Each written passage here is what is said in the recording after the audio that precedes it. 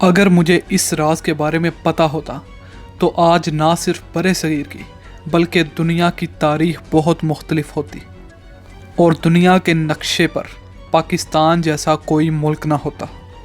یہ کہنا تھا لوئس ماؤنٹ بیٹن کا، جو کہ اس وقت ایک جنرل تھے اور وہ برطانیہ کی طرف سے ہندوستان میں تعینات تھے اور جنہوں نے پاکستان اور ہندوستان کو آزادی دی۔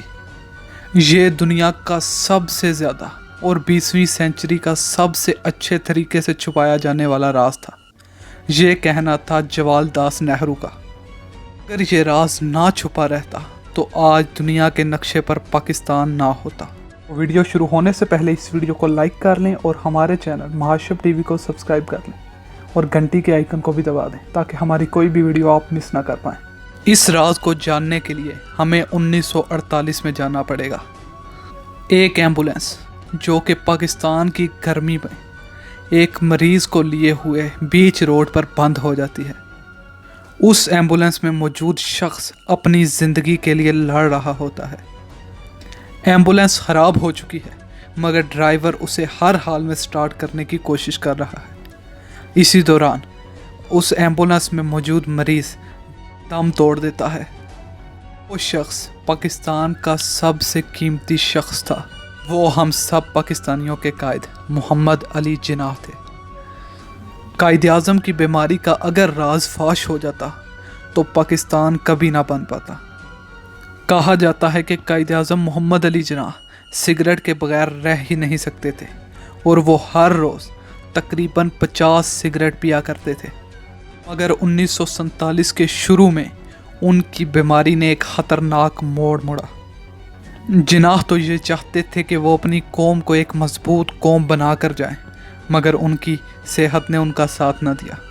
قائد اعظم اس وقت ٹی بی جیسی بیماری میں مبتلا تھے جس کا کوئی علاج اس وقت موجود نہیں تھا، جس پر ڈاکٹر نے قائد اعظم کو مکمل آرام کا مشورہ دیا۔